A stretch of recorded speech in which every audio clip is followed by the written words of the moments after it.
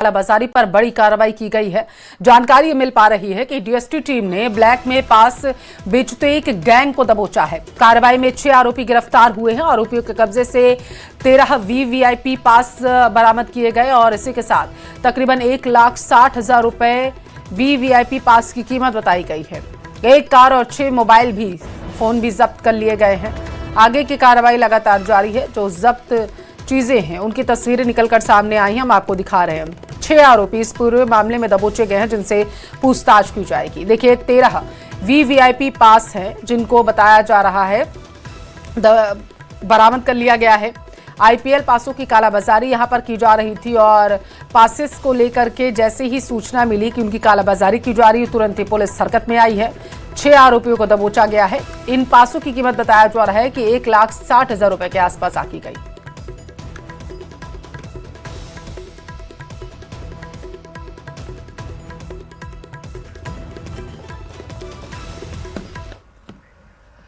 खबरों में आगे बढ़ेंगे। बीकानेर से बड़ी खबर है जहां पर 70 करोड़ की हीरोइन तस्करी के मामले में अपडेट है। रिमांड पर लिए गए 2 कैटरिंग बॉयज और पुलिस ने आरोपियों को कोर्ट में पेश कर लिया है। सुरक्षा एजेंसियों के द्वारा कड़ी कार्रवाई इनसे की जा रही है, पूछताछ की जा रही है। बीएसएफ, आईबी सहित कई एजेंसियां जांच में जुटी हैं। मुख्य आरोपी अब भी फरार है, तलाश में टीमें जुटी हुई हैं। तो बड़ी खबर आपके टेलीविजन स्क्रीन पर। बीकानेर से बॉर्डर से स्कूटी के जरिए बताया जा रहा है इस हीरोइन को लाया गया था और इसी दौरान 21 अप्रैल को पुलिस ने हीरोइन का जखीरा पकड़ा था। पूछताछ लगातार जारी थी आसपास के लोगों से।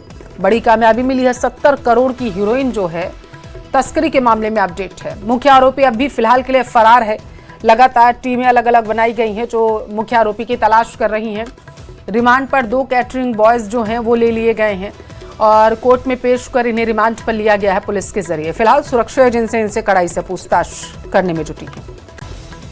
सेना सांसद डॉक्टर श्रीकांत शिंदे ने अमेरिका के प्रतिष्ठित हार्वर्ड केनेडी स्कूल से स्ट्रेटजीज फॉर इंक्लूसिव ग्रोथ पर एक हफ्ते का एग्जीक्यूटिव प्रोग्राम सफलतापूर्वक पूरा कर लिया है। उन्हें यह सर्टिफिकेट 1 मई यानी कि महाराष्ट्र डे के दिन मिला है, जिससे ये उपलब्धि और ज्यादा खास बन गई। इस प्रोग्राम में policy making, good governance, sustainable development और इकोनॉमिक इंक्लूजन जैसे अहम विषयों पर भी फोकस किया गया। डॉक्टर श्रीकांत शिंदे ने कहा कि ये सिर्फ सर्टिफिकेट नहीं बल्कि एक नई सोच, जिम्मेदारी की शुरुआत है। उन्होंने भरोसा दिलाया कि इस कोर्स में सीखी गई बातों को वो अपने क्षेत्र और राज्य के विकास में लागू करेंगे। ये उपलब्धि इस बात का संकेत भी है कि अब राजनीति में ग्लोबल एक्सपोजर और डेटा बेस्ड फैसलों का महत्व लगातार बढ़ रहा है।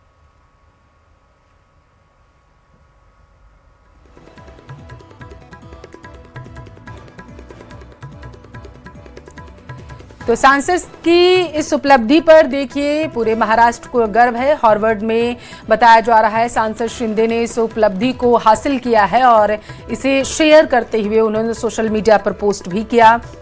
उन्होंने लिखा कि जो भी मैंने सीखा है इसको मैं आगे किस तरीके से बढ़ाऊंगा, समाज के विकास पर इसे को फोकस करते हुए उन्होंने कहा है कि विकास के पथ पर और ज़्यादा समाज को आगे लेकर के जाऊंगा। जो भी मैंने सीखा है ये लोगों को भी मैं ज़रूर सिखाऊंगा। तो इस उपलब्धि पर महाराष्ट्र दिवस पर जो मिली है सांसद को, इस पर उन्हें गर्व है। सांसद डॉक्टर श्रीकांत शिंदे ने इसकी जमकर तारीफ भी की है। तो ये महाराष्ट्र की राजनीति से देखिए एक सकारात्मक और प्रेरणादायक खबर सामने आई। कल्याण लोकसभा सीट से शिवसेना सांसद हैं डॉक्टर श्रीकांत शिंदे।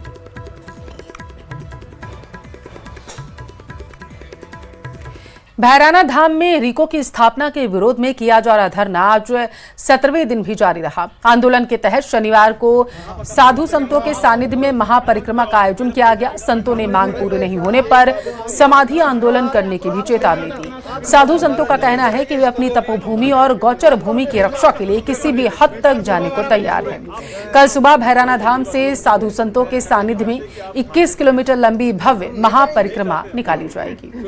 और हमारे लिए वो दिन बहुत खराब होगा जब हमें। प्रदेश में जनगणना 2027 की औपचारिक शुरुआत आज से हो चुकी है। इस बार प्रक्रिया में बड़ा बदलाव किया गया। अब आम नागरिक भी घर बैठे खुद अपनी जानकारी दर्ज कर सकेंगे, यानी पहली बार जनगणना में डिजिटल भागीदारी देखने को मिलेगी। सरकार का फोकस प्रक्रिया को आसान, तेज और पारदर्शी बनाना है।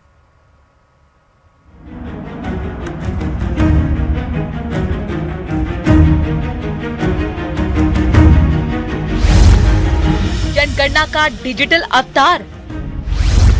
घर बैठे दर्ज करा सकेंगे जानकारी। पारदर्शिता पर सरकार का फोकस। प्रदेश में 1 मई से जनगणना 2027 का पहला चरण शुरू हो गया है। 1 से 15 मई तक स्वगणना यानी कि सेल्फ एन्यूमरेशन चलेगा। इसमें परिवार का कोई भी सदस्य आधिकारिक पोर्टल पर लॉगिन कर घर बैठे पूरी जानकारी दर्ज कर सकता है।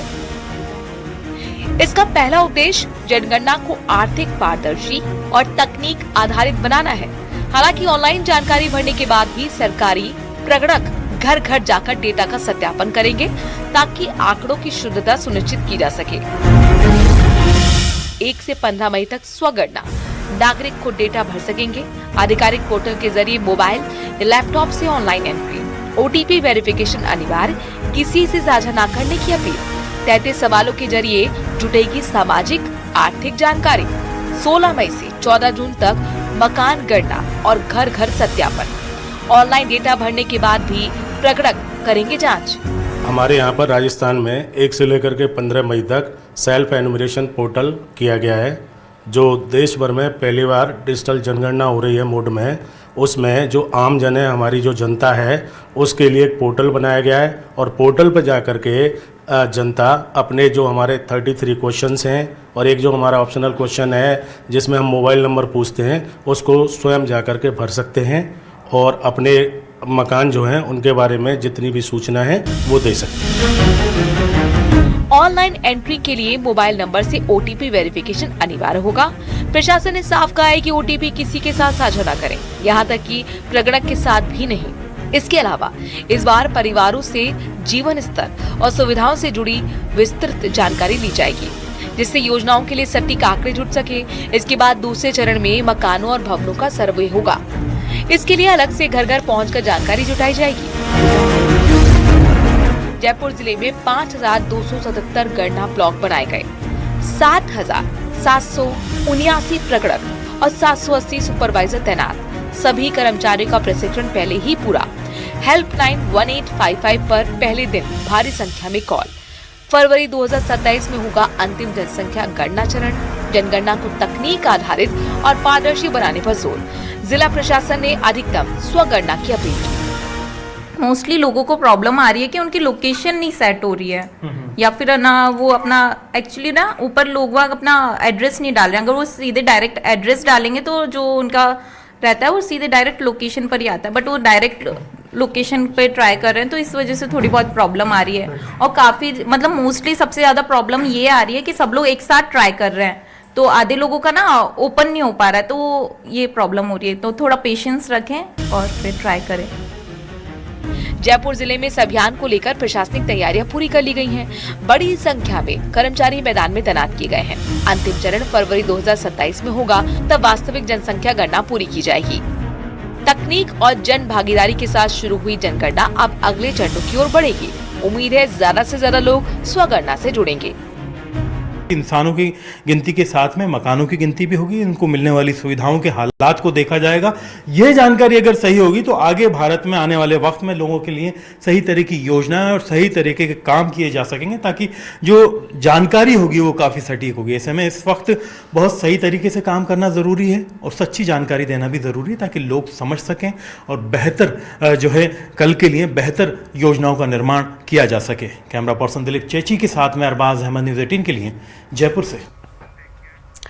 प्रदेश के जंगलों में वन्यजीवों की स्थिति जानने के लिए हर साल होने वाला सबसे महत्वपूर्ण अभियान वाइल्ड लाइफ एस्टिमेशन 2026 शुक्रवार को वैशाख पूर्णिमा यानी कि बुद्ध पूर्णिमा की चांदनी में शुरू हो चुका है। देखिए, भीषण गर्मी के बीच आयोजित इस अभियान में वन विभाग के हजारों कर्मचारी वॉलंटियर्स 24 घंटे तक मचान पर बैठकर वन्यजीवों की गतिविधियों पर नजर रखेंगे। यह गणना 1 मई से शाम 5 बजे से शुरू होकर 2 मई शाम 5 बजे तक लगातार चलेगी। इस बार पूरे प्रदेश में तकरीबन 2685 वाटर होल्स पर गणना की जा रही है, जिनमें जयपुर, उदयपुर, जोधपुर, कोटा, अजमेर, भरतपुर और बीकानेर संभाग शामिल हैं। हर वाटर पॉइंट पर बनाए गए मचान पर 2-2 गणना कर्मी तैनात हैं, जो पानी पीने आने वाले वन्यजीवों की प्रजाति और संख्या का रिकॉर्ड तैयार कर रहे हैं।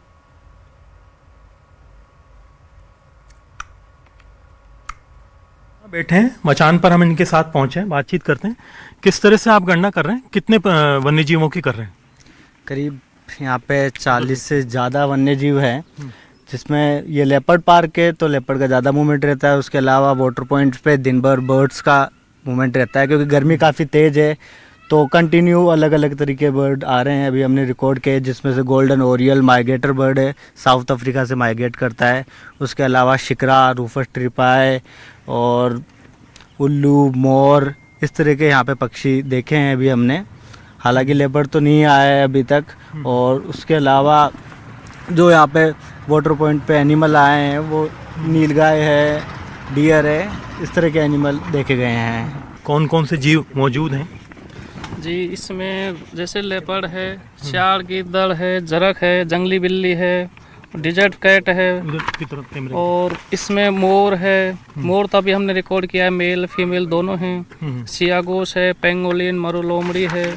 मतलब इसमें अलग अलग तरह के जो जीव हैं उनकी लिस्ट अलग अलग हिसाब से है। तो ये वॉलंटियर्स हैं जो कि इस गणना में शिरकत कर रहे हैं, हिस्सा ले रहे हैं, जिससे वन्य जीवों की वास्तविक जो संख्या है उसका एक अंदाज़ा आ सके कि कितने जीव हैं, कौन